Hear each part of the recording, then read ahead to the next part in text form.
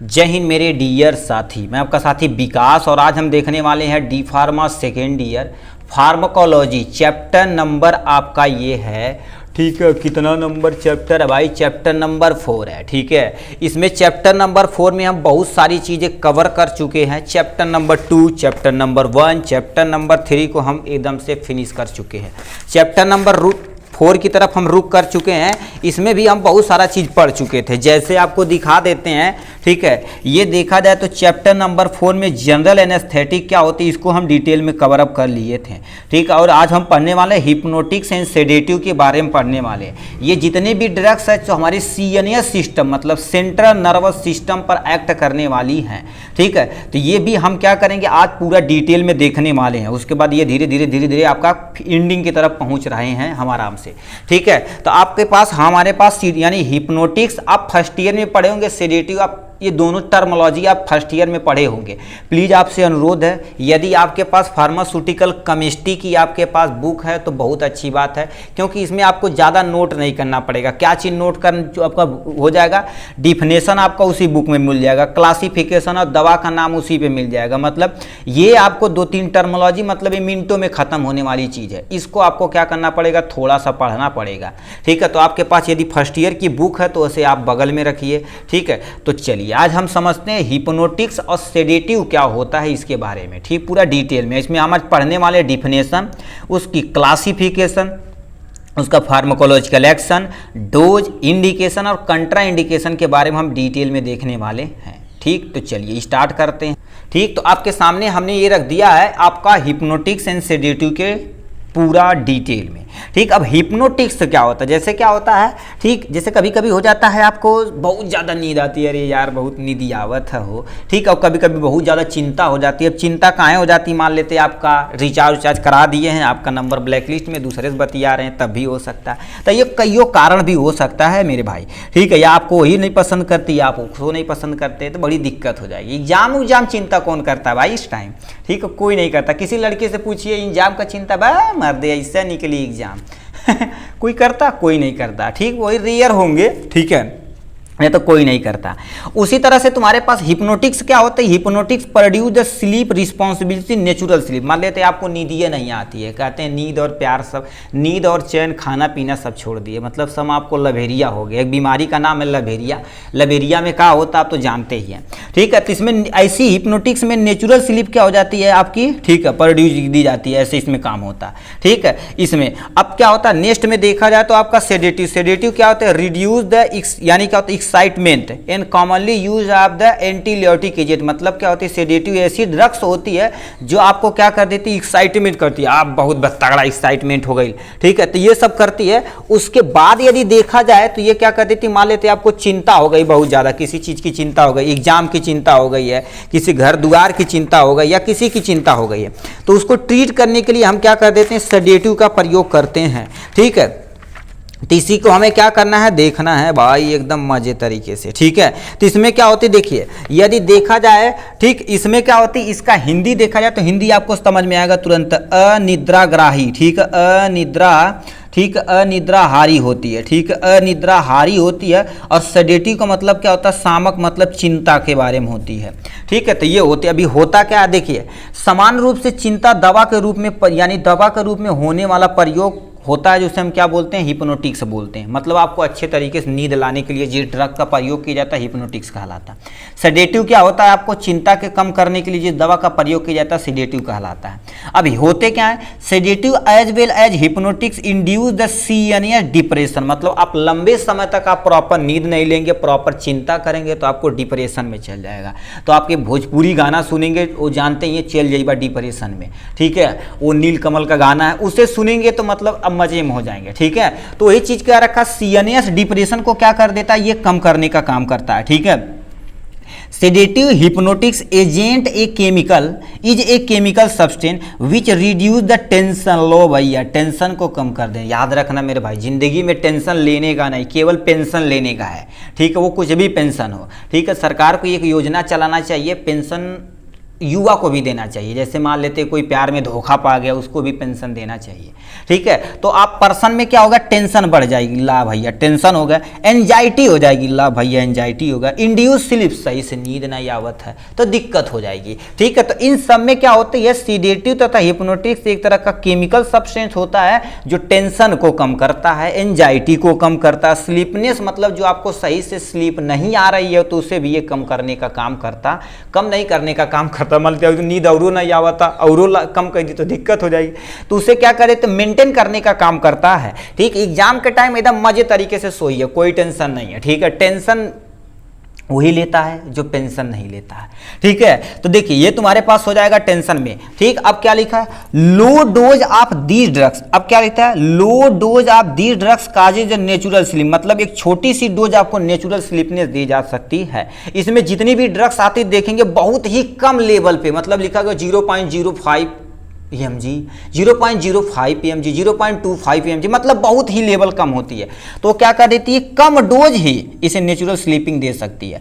Reduce the anxiety, anxiety को कम कर सकती है। हायर डोजेज क्या कर सकता है भैया, आपको कोमा में पहुंचा सकता है और कभी कभी डेथ हो सकती है। इसीलिए भाई नींद की जो दवा होती है, बीपी की दवा होती है, बिना प्रिस्क्रिप्शन से आप देना ही नहीं पड़ेगा, ठीक है। तो ये शेड्यूल के अंतर्गत आती है, आप देंगे तो आप दिक्कत में पड़ जाएंगे, ठीक है। तो ये क्या होती है, जैसे नींद की दवा कोई मांगने आए तो देना नहीं आपको। ट्रामाडॉल जो हम नॉर्मल समझते हैं ना, ट्रामाडॉल भी नहीं देना, ये सब खतरनाक दवाइयाँ होती हैं, ठीक है। तो ये क्या कर देती है, यदि हायर डोज कोई पर्सन लेगा तो कोमा में चला जाएगा, ठीक है। कुछ बोल नहीं पाएगा, केवल ऐसे ताकेगा, ठीक है। तो कभी कभी बहुत ज़्यादा लेंगे तो भैया डेथ भी हो सकती है, तो उस पर भी ये डिपेंड करता है। तो ये नेचुरल डेथ भी हो सकती है। तो ये होगा सेडेटिव के बारे में।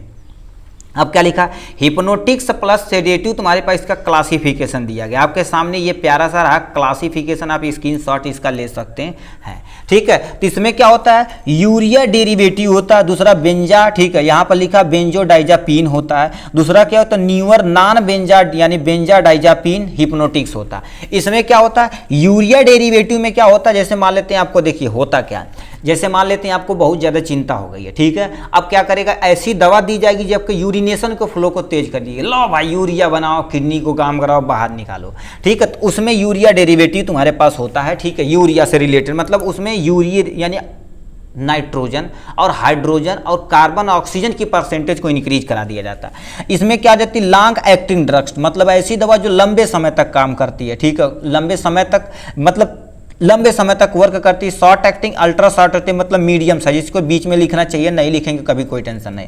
लॉन्ग में तुम्हारे पास कौन सा इसका एग्जाम्पल है, लिखा है फिनोबार्बिटोन होता है। फिनोबार्बिटोन जो सबसे ज़्यादा प्रयोग किया जाता है।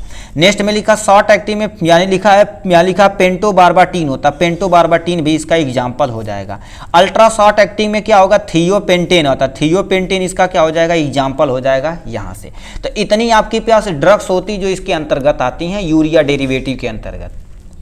ये हो गया बेंजोडाइजापीन। बेंजोडाइजापीन में आपके पास आ जाती है सेडेटिव तथा हिप्नोटिक्स में प्रयोग होने वाली दवा, इसमें आती हैं डाइजापाम आता, क्लोनाजेपाम आता है और लिखा है ऑक्साजेपाम आता। मतलब ये देखा जाए तो मोस्ट ऑफ द कॉमन दुकानों पे आपका हो गया मिल जाएगा, डाइजापाम और क्लोनाजेपाम आपको इजीली मिल जाएगा, ठीक है। तो ये हो गया इनके बारे में। ये मस्तिष्क वस्तिष्क के डॉक्टर होते हैं बहुत तेजी से चलाते हैं, उन्हें जानते हैं, सटीक इन्हीं के बारे में पढ़वा किए होते हैं भाई, ठीक है। हार्ट वाली प्रॉब्लम होती, किसी को ब्लड प्रेशर की प्रॉब्लम होती तो उसमें ये सब सारी चीज़ें चलाई जाती हैं, ठीक। नेक्स्ट में न्यूअर नॉन बेंजाडाइजापीन हिप्नोटिक्स होता है। इसमें क्या होता है, जोपी, ठीक है, जोपी क्लोन होता है, जोपी क्लोन होता है। दूसरा क्या हो जाएगा, जोली लिखा जोल्पीडेम आ जाता है। इसके ये दो एग्जाम्पल हो जाएंगे इनके बारे में, ठीक है। तो यहाँ से आपका क्या होगा, क्लासिफिकेशन ये वाला पोर्शन हो गया, ठीक है। आप स्क्रीनशॉट भी ले सकते हैं, ठीक है। नेक्स्ट में देखा जाए तो आपको क्या देखा जाए, ठीक है, फार्माकोलॉजिकल एक्शन, मतलब ये हमारे शरीर के ऊपर कैसे और कहाँ एक्शन परफॉर्म करता है उसके बारे में,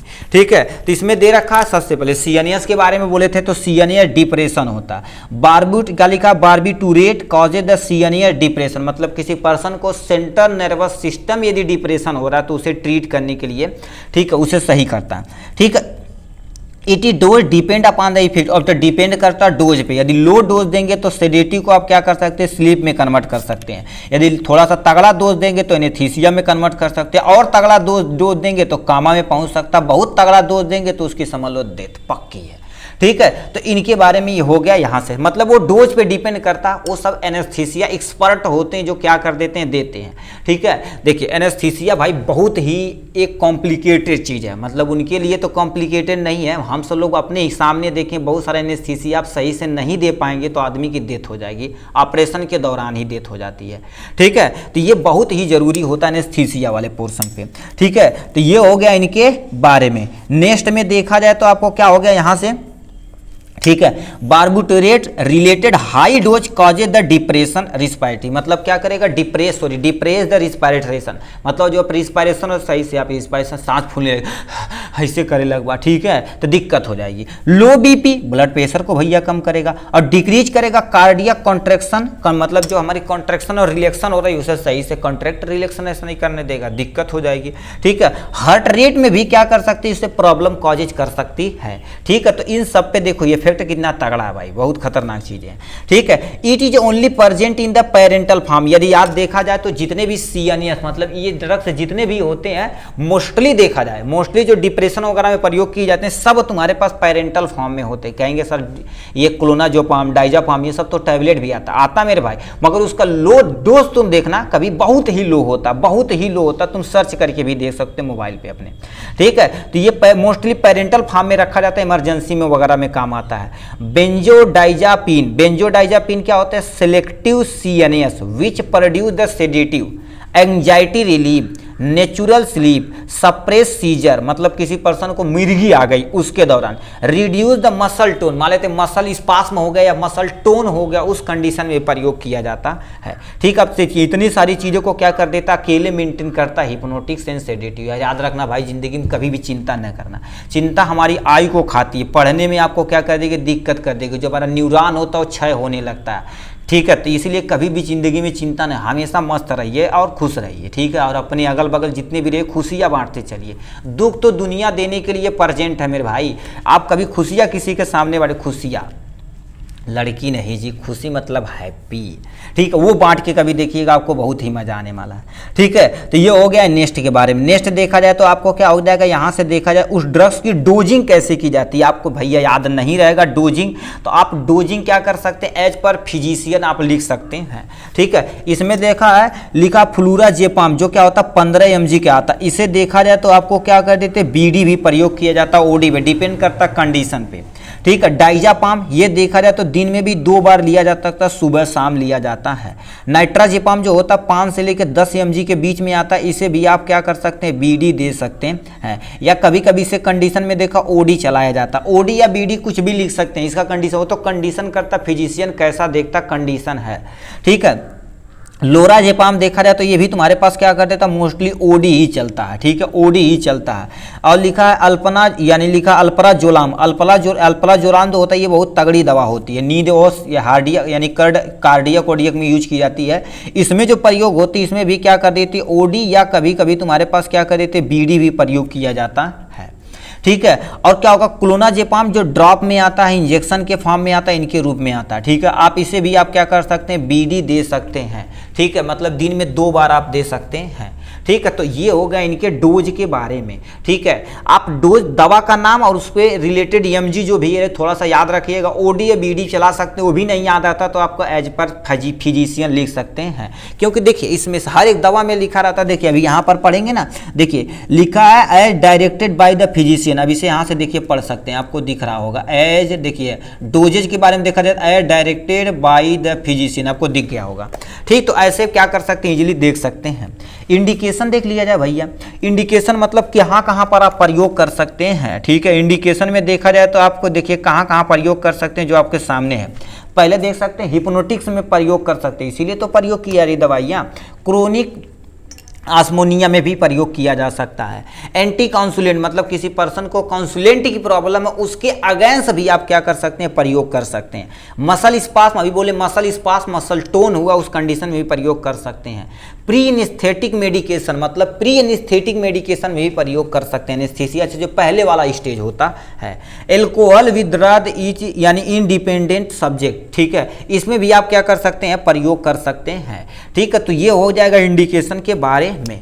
अब नेक्स्ट में देख लिया जाए आपके सामने क्या होगा, कंट्रा इंडिकेशन के बारे में। ठीक है, किसे आप नहीं प्रयोग कर सकते हैं।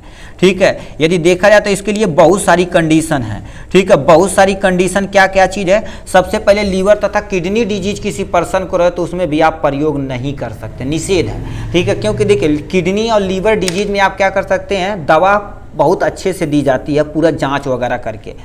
सीवियर पल्मोनरी इनसफिशियंसी में भी क्या कर सकते हैं, नहीं दे। पल्मोनरी मतलब किसी को रिस्पायरेटरी प्रॉब्लम, इतना बड़ा नहीं याद रहेगा तो समझे रिस्पायरेटरी प्रॉब्लम में आप नहीं दे सकते हैं। Hypersensitive to sedative and hypnotic, मतलब कुछ ऐसे बंदे होते हैं जो इस ड्रग्स के प्रति हाइपर सेंसिटिव होते हैं, तो उस कंडीशन में भी आप इजीली नहीं दे सकते हैं। ड्यूरिंग द प्रेगनेंसी, याद रखना प्रेगनेंसी के दौरान बिना प्रिस्क्रिप्शन से, जो भी प्रिस्क्रिप्शन में लिखा गया उसी को आपको देना है, नहीं तो इसमें यदि कुछ होगी तो समझ लीजिए आपकी दुकान की ऐसी तैसी हो जाएगी, क्योंकि इस पर बहुत भयानक रूल लगता है। ठीक है, कोमा पेशेंट को, सॉरी कोमा पेशेंट को आप नहीं दे सकते हैं। ठीक है, हार्ट बर्न, ठीक है, गैस्ट्रिक एस्टिक मतलब क्योंकि किसी को पेप्टिक अल्सर हुआ तो इस कंडीशन में नहीं दे सकते हैं। लैक्टेशन पीरियड मतलब कोई फीमेल है अपने बेबी को यानी दूध पिलाने के लिए वो पीरियड होता है, उस कंडीशन में भी आप दे नहीं सकते हैं। तो ऐसे बहुत सारे तुम्हारे पास क्या रूल एंड रेगुलेशन है जिससे आप नहीं दे सकते हैं। ठीक है, तो इतना हो गया इनके बारे में। चलिए आज के लिए बस इतना ही, फिर मिलेंगे नेक्स्ट वीडियो में नेक्स्ट टॉपिक के साथ। तब तक के लिए bye bye and take care.